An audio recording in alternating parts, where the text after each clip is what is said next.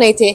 7 बजे सुबह आई है, 9 बजे उन्होंने निकाह कर लिया। वो गैर महरम तो नहीं थे, किस नाम की गैरत इसमें आई। ज़ैगम बास को और मेरी मामा को और लैबा को सामने वाले कमरे में भेजा, आप बैठे, हमने आप लोगों से कोई जरूरी बात करनी, और हमें बाहर धक्के देके निकाल दिया। जो बाहर का दरवाजा उसकी भी कुंडी लगा दी। बहुत ही जल्दी ने तुसी माफी मांग ली है, देर का छड़ी माफी मंगन से। मैं फोन कर रही थी, अपनी मामा से बात कर रही थी। मैं वहाँ पे जो कुछ हुआ, जितनी आवाजें थी, जो बातचीत हो रही थी, मैं वो सारा कुछ सुन रही थी। उन साहब ने मिलके सब कुछ किया। अकेला एक लड़का ये काम नहीं कर सकता। उनके साथ उनके पास 3 से 4 पिस्तौलें थी। दरख्त झुक जाते हैं ना, उसको ही फल लगता है। हमारे नबी का फरमान है। मेरी अम्मी के ये आखिरी अल्फाज थे। आदमी अचानक से सामने आया है। मेरी अम्मी ने कहा, पहले मेरी अम्मी इत्मीनान से बात कर रही थी और रो रही थी। मेरी अम्मी रो के माफी मांग रहे थे। इतने बड़े बंदे कि तू आ गए पिस्तौला पीछे, इंज ना करियो, इंज ना करियो। अम्मी के ये अल्फाज थे, मेरे बेटे को छोड़ दो, मेरे बेटे को ना कुछ करना, मेरे बेटे को छोड़ दो। मेरे अम्मी मुसलसल रो रहे हैं और इतनी फायरिंग हुई एक साथ, इतनी ज्यादा फायरिंग कि मेरी अम्मी की आवाज मुझे थोड़ी सी आई। हाय मेरा 5 से 6 दफा हम लोगों ने रिश्ता मांगा। ये उनकी गली वालों को भी पता है। लैबा और अब्बास एक दूसरे के साथ राबते। लैबा ने अब्बास के सामने कहा कि मैं शादी इसी से करूंगी, वरना मैं किसी से नहीं करूंगी। यहाँ पे लैबा को मार पड़ी है। उसकी मामा ने उसको घर से निकाल दिया था। सिर्फ इशू ये था कॉस्ट का। वो कहती थी हम बट हैं, हमने बट कभी भी आउट ऑफ कास्ट करते ही नहीं है, कुछ भी हो जाए। उसकी मामा ने उस लड़की को घर से निकाला है ना, वो रात सारी सीढ़ियों पे बैठी रही। तब उसने बोला, भाभी वो मेरे लिए इतना जलील हो रही है, मैं उसको जलील होते हुए नहीं देख सकता, मैंने शादी करनी है। तब उसने हमने 8 सितंबर को उसने हमें बताया। फिर हम सब बैठे हैं। फिर अम्मी लोगों ने बोला, अगर आपने ये बिस्मिल्लाहिर्रहमानिर्रहीम, अपने प्रोग्राम क्राइम सीन के साथ मैं हूं आपका होस्ट राना दिलशाद। आज मैं मौजूद हूं बदकिस्मत बहन के साथ, जिसके जवान साला भाई को मौत के घाट उतार दिया गया। जिस बहन ने अपने भाई को सेहरे सजाने के ख्वाब देखे थे, वहीं कफन पहनाना पड़ा। मकतूल ज़ैगम, जिसको मोहब्बत थी लैबा से। लैबा इसी घर में पली बड़ी जवान हुई। ये ज़ैगम की बहन भी है और लैबा की उस्ताद भी हैं। और वकूआ वाले दिन ज़ैगम की बहन उस वक़्त जब फायरिंग करके मारा गया तो फोन पर बात कर रही थी अपनी मामा के साथ। उसकी मामा, उसका भाई छोटा था तो हर काम के लिए अब्बास को बुलाया करती थी। उसकी मामा कनीज अब्बास को अपने घर बुलाया करती थी। फिर ऐसे ही इनकी लव स्टोरी शुरू हुई थी। तो 4 साल पहले इनकी लव स्टोरी का मुझे पता चला, जो कि लैबा की मामा ने कॉल करके मेरी अम्मी को घर बुलाया था कि बात करनी है, घर आओ। तब हमें बताया गया कि लैबा और अब्बास एक दूसरे के साथ राब्ते में हैं और ये दूसरे को पसंद करते हैं। मैं अपनी मम्मा के साथ गई थी, वहाँ उसकी बहनें भी मौजूद थी, उनके सामने ये सारी बात हुई थी। मेरी मामा ने वहाँ अब्बास को भी बुला लिया। लैबा ने अब्बास के सामने कहा कि मैं शादी इसी से करूंगी, वरना मैं किसी से नहीं करूंगी। मामा को ही कहा था कि उसकी मामा ने पूछा, बताओ आप क्या चाहती हो। उसने फिर कहा कि मैं शादी करूंगी तो अब्बास से ही करूंगी, वरना मैं किसी से शादी नहीं करूंगी। तो उसकी मामा को गुस्सा आया, उसकी मामा ने उसको मारा वहाँ हमारे बैठे ही। मेरी मम्मा ने फिर उसको छुड़ाया, मैंने छुड़ाया। उसकी बहनें वहाँ मौजूद थी, उनके सामने ये सारा वाकया हुआ। तब हमें पता चला कि ये दूसरे को पसंद करते हैं। 4 साल पुरानी बात कर रही जी हैं? हाँ जी, ये 4 साल पुरानी बात कर रही हूँ। लैबा आपके पास किस क्लास की स्टूडेंट थी जो आपके पास पढ़ती थी? उसने 5, 6, 7 मेरे पास की है, 8 का हाफ। आपको भाई ने बताया था कि मैं इसके साथ शादी करने वाला हूँ जी हाँ जी, आखिरी लम्हात में? जी हाँ जी, उसने हमें बताया था। पहले भी वो यही बात होती थी कि वो उससे शादी करेगा, उससे शादी करेगा। लास्ट टाइम पे भी उसने हमें बताया। उसकी शादी हुई है 9 सितंबर को, लेकिन उसकी मामा ने लैबा को तकरीबन 1 हफ्ता पहले या 3 से 4 दिन पहले घर से मारा था और उसको निकाल दिया था। इन्होंने शादी का तभी सोच लेना था, लेकिन अब्बास नहीं माना। उस टाइम शायद इनका कोई माइंड नहीं था, या हम लोग नहीं अभी तक एग्री हुए थे। तो अब्बास ने मुझसे ये बात शेयर की थी, आप ही लैबा को मार पड़ी है। उसकी मामा ने उसको घर से निकाल दिया था। लैबा सारी रात सीढ़ियों पे बैठी रही है। तो अब बताओ मुझे, मैंने क्या करना है? आपसे मदद मांगी? जी हाँ जी। तो मैंने फिर उससे बोला कि लैबा को बोलो थोड़ा सब्र करे, उसकी मामा को बुलाते हैं तो बात करते हैं, फिर कुछ सोचते हैं। उसने बोला इतना टाइम नहीं है, उसका रिश्ता भी आ गया हुआ है, गुजरात से उससे कुछ लोग देखने आए थे, तो अभी मैं सब्र नहीं करूंगा। उसको मारती हैं, वो जुल्म करती हैं उस पर, अब मैंने शादी करनी ही करनी है। हमें 8 सितंबर को उसने आगे बताया कि मामा सुबह हर हाल में शादी होनी है बस। मामा ने कहा ठीक है मैं सपोर्ट करूंगी, भाई ने बोला ठीक है मैं सपोर्ट करूंगा। आपकी मामा ने भी कहा? नहीं, आप नहीं समझते कि यहाँ पर आपकी मामा को ये कहना चाहिए था कि बेटा मैं उनसे बात करती हूँ, उनसे रिश्ता मांगती, क्योंकि आपका एक अच्छा तलक भी था आपस में, तकरीबन क्यों ना मांगा? 5 से 6 दफा हम लोगों ने रिश्ता मांगा, ये उनकी गली वालों को भी पता है। अच्छा। और मेरे मामा उनके घर आते जाते भी रहे हैं। और जब ये उनका निकाह हुआ है उससे 10 दिन पहले या 1 हफ्ता पहले उसकी मामा हमारे घर भी आई थी। तब मेरी मामा ने डायरेक्टली उसको बोला था कि इनकी शादी करवा देते हैं, ये ना हो कल को कोई बच्चे का दूसरा काम कर लें, फिर मुझ पे गिला शिकवा नहीं करना। इसको बुला के अपने घर मेरी मामा ने ये बात की थी। तो उसने उल्टा जाके घर लाबा को मारा था कि तुम अभी भी उसके साथ राब्ते में हो। तो उन्होंने मुझसे ये बात की है, ऐसा कभी भी नहीं हो सकता, मैं रिश्ता नहीं दूंगी। यहाँ हमें कह गई थी कि ठीक है कुछ दिनों तक मैं तुम लोगों को बुलाती हूँ। लाबा का नाना जो कि बीमार था, फालिज का मरीज था, उसकी मामा का ये कहना था कि जैसे ही बाबा ठीक होता है इसका मैं घर बुलाऊंगी तो आना। जैगम में कोई ऐसी प्रॉब्लम थी, ऐसा कोई ऐप था, कारोबार अच्छा नहीं था, शक्ल सूरत अच्छी नहीं थी कि इतना आपका अच्छा दोनों फैमिलियों का तलक होने के बावजूद भी उन्होंने रिश्ता देने से इनकार किया? सिर्फ इशू ये था कॉस्ट का। वो कहती थी हम बट हैं, हमने बट कभी भी आउट ऑफ कास्ट करते ही नहीं है, कुछ भी हो जाए।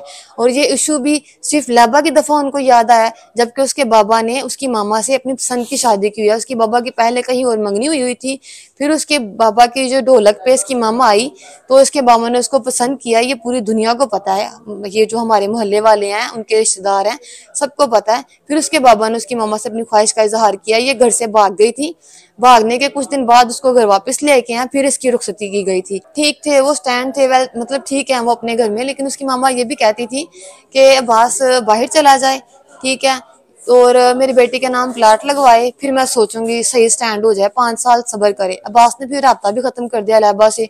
जी वो सब्र पे थे। लेकिन जब उसकी मामा ने इस दौरान फिर रिश्ता मंगवाया है, लैबा को वो देख के गए हैं, वो पसंद कर गए हैं और वो लड़के की तस्वीर दिखा गए हैं लैबा की मामा को। लैबा की मामा ने खुद हमें घर आके बताया, जब अम्मी ने पूछा कि मैंने ये बात सुनी है, उसकी मामा ने बोला मैं तो सिर्फ बच्चों को डरा रही थी। उसकी मामा फिर ये कह के घर चले गई और घर जाके फिर लैबा को मारा कि तुम अभी भी उसके साथ राब्ते में ही हो। लैबा सब बताती थी और ये कहती थी कि अम्मी झूठी है, आपके सामने कुछ है, मेरे सामने कुछ है, मेरी मामा है, मैं उसको बेहतर जानती। लैबा बहुत ज्यादा खुश थी जब मेरी अम्मी उसको बताते थे ना कि मतलब उसकी अम्मी ने जब फोन करने शुरू कर दिए हमें सुलह के लिए या बात करने के लिए, तो वो ये कहती थी अम्मी मेरी अम्मी पे यकीन नहीं करना, मेरी अम्मी सिर्फ दिखावा देती है, मेरी अम्मी पे यकीन नहीं करना। हत्ता कि उसको मेरी अम्मी का अपनी अम्मी से बात करना अच्छा नहीं लगता था। वो इस चीज पे एग्री नहीं थी कि उसकी मामा मेरी हमारे घर आए या बुलाया करे। और बिल्कुल खुश नहीं थी अपने अब घर जाने के लिए। वो हमारे घर आके बहुत ज्यादा खुश थी। वो कहती थी ऐसे जैसे मैं जन्नत में आ गई हूँ। अच्छा, जिस दिन शादी कर आए उस दिन आपने कुछ शादी के रसूमात भी अदा की, भाई को सेहरे लगाने के जो आपके ख्वाब थे वो सब बहनों ने पूरे किए? हम भाभी की तरफ थे अपनी, मतलब के निकाह के बाद हम लोग उस तरफ गए थे, मैं भी वहां आई थी। 2 दिन बाद मैं लैबा से जाके मिली थी। तब हमने आपस में रख के ढोलक वगैरह थोड़ी सी बजाई, हमने हल्ला गुल्ला किया आपस में।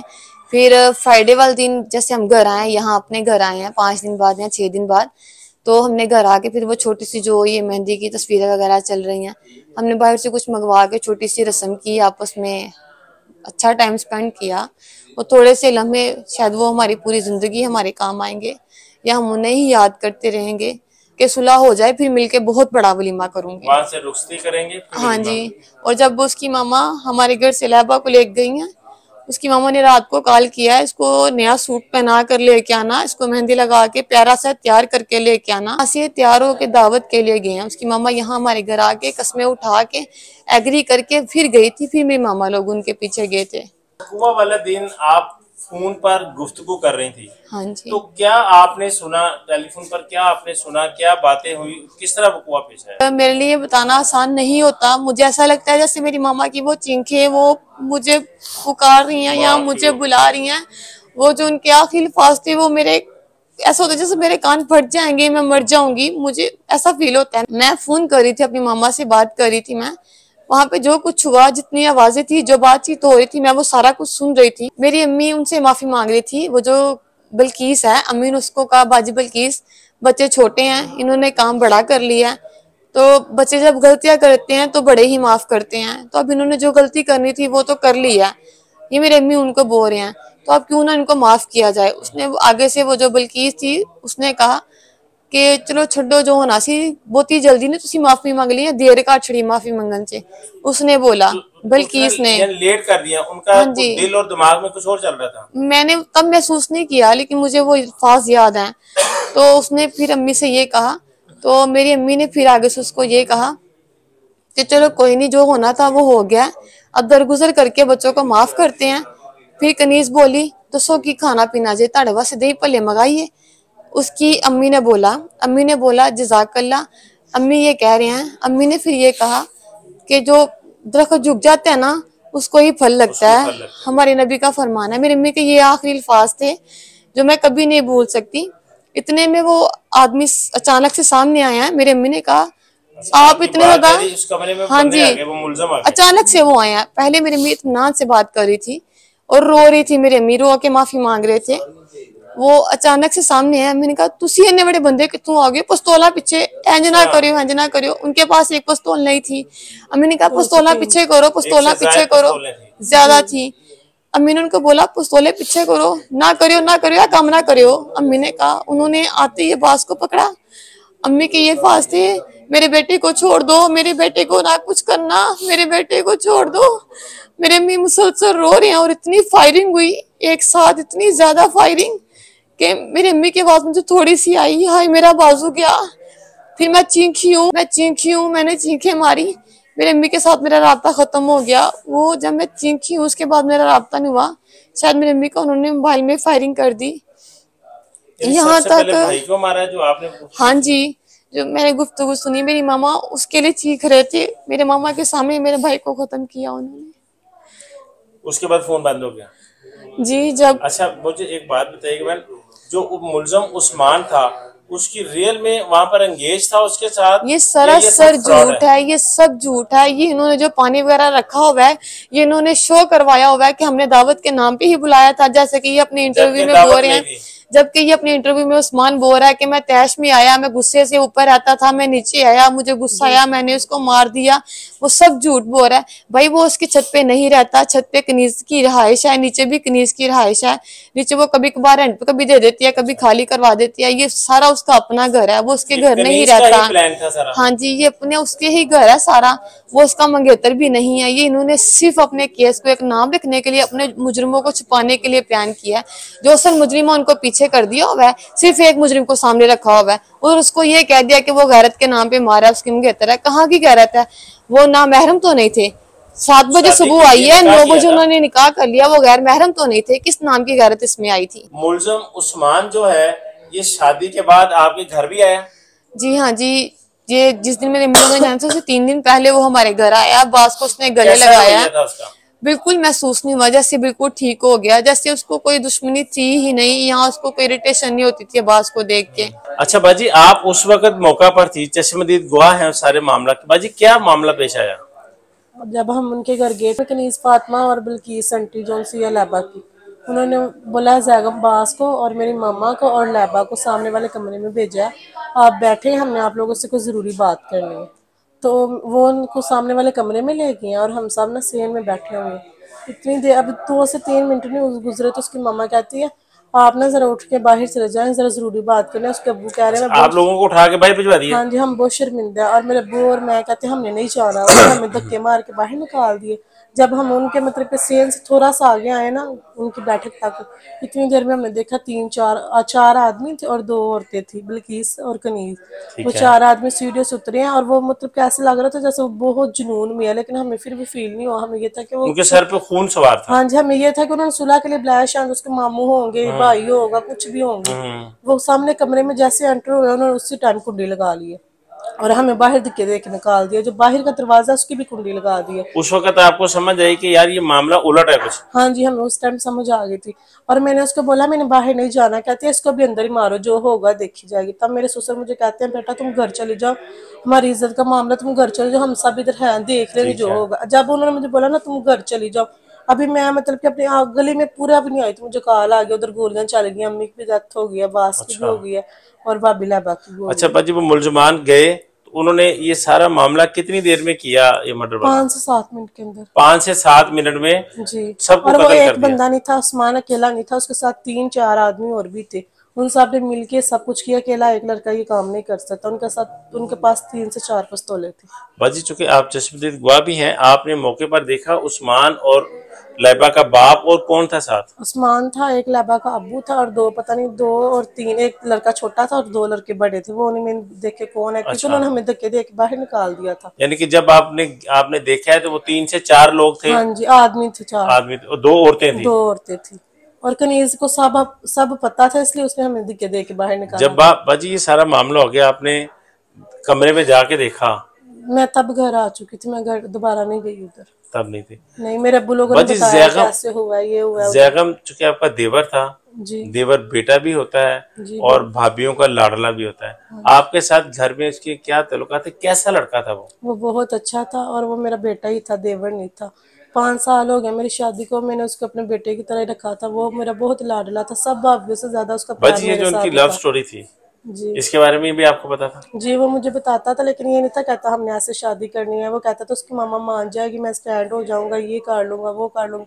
लेकिन जब उसकी मामा ने उस लड़की को घर से निकाला है ना, वो रात सारी सीढ़ियों पे बैठी रही है, तब उसने बोला भाभी वो मेरे लिए इतना जलील हो रही है, मैं उसको जलील होते हुए नहीं देख सकता, मैंने शादी करनी है।